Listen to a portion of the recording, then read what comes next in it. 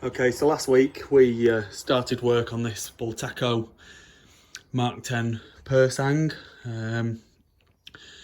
Couple of bits and pieces wrong with it. When you tried to kick it over, basically felt like nothing moving other than the kickstart.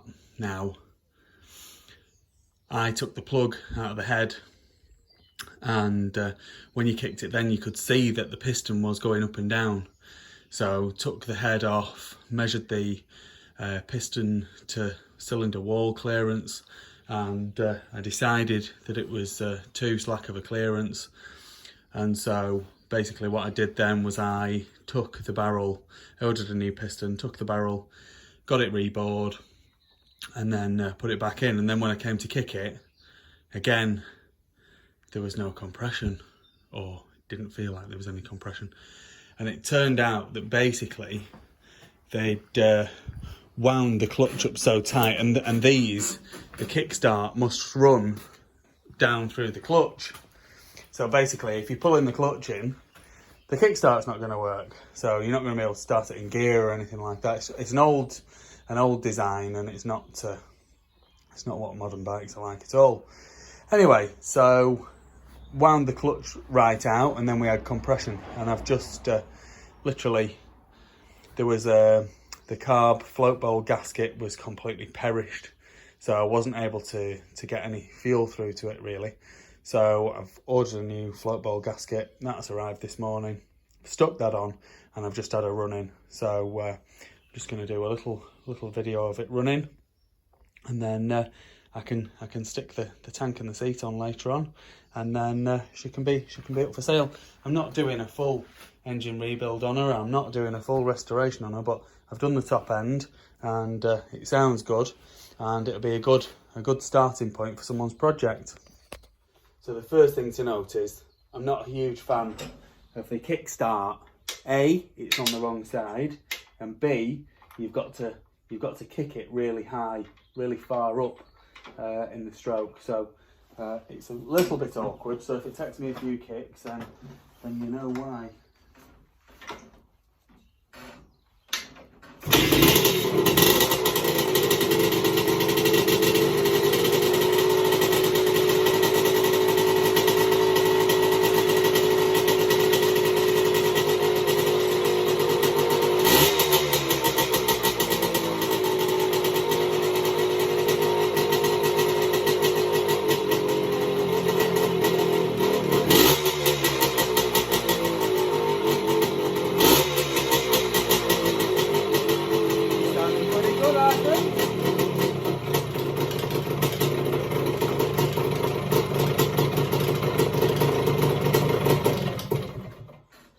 Yeah, I think she's sounding pretty good. So just a quick walk around of this bike then. So it's a 1979 bultaco Pursang mk10 250. When we looked at it last week, it had low compression, or seemed to be low compression. So it's had a new piston in it and a rebore. So we've just had it running, so I'm not going to do the spark test. Just a few things to point out, really. It's got a damaged fin on the head, and on the underside of the head, there is some scoring at the top. So maybe one of the wrist pin clips has come free, or something like that at some point in its life. So ideally, you'd like to try and find a new head for it, really. It's got a fresh base gasket and a head gasket on. And it's had, at some point in its life as well, it's had a new exhaust system. So the front pipe, the expansion chamber, is pretty good. It's got some damage here, which is going to need to be blown out. It's got a nice heat shield on it, which is good. But I'm not a massive fan of the end can, and I'm not a massive fan of the way that it's been routed through the airbox. So ideally, you'd want to look at changing that, resealing the airbox up somehow. I mean, I don't think the airboxes were amazing on these from new anyway, but I'm sure that there's a better way for doing the exhaust on this bike. The tank looks nice, fiberglass tank. I haven't put any fresh fuel in it.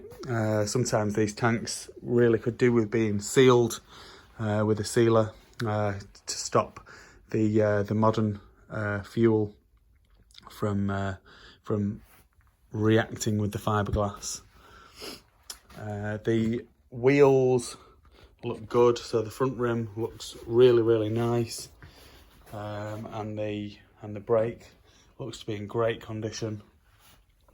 The front forks, as you can see, there's a bit of wear and damage on here. If you got that blasted, maybe vapor blasted or something like that, and recoated, it'd be nice to have it Cerakoted really, and they'd come up looking stunning. The frame number is all perfectly present on the frame. It's got an American title, this bike, as well, so you can have that. And the kill switch isn't working. It's got original Magura lever cover on this side, and it's got a Terry cable on the brake side. It's nice to have the original covers. Someone at some point has had the seat recovered, and so that's what you can see there. But what they've done, which is a relatively nice touch,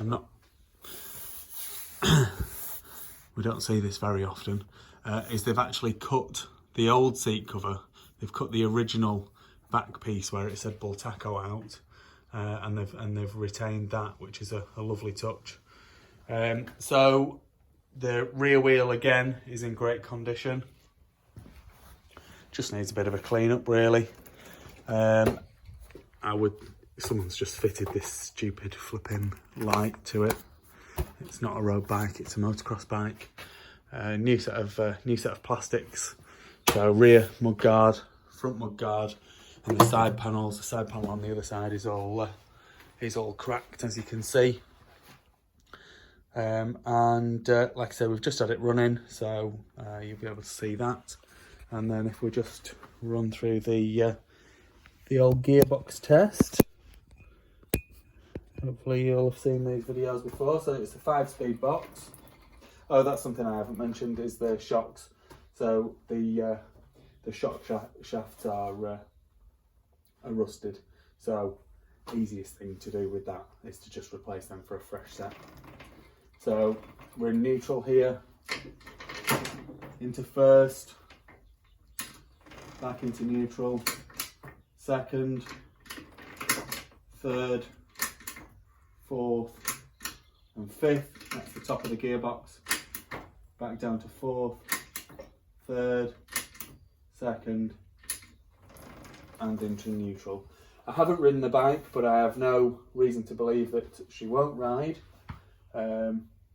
And yeah, be a lovely little restoration project for somebody. And a fantastic twin shock race bike, or just a nice collector's item really.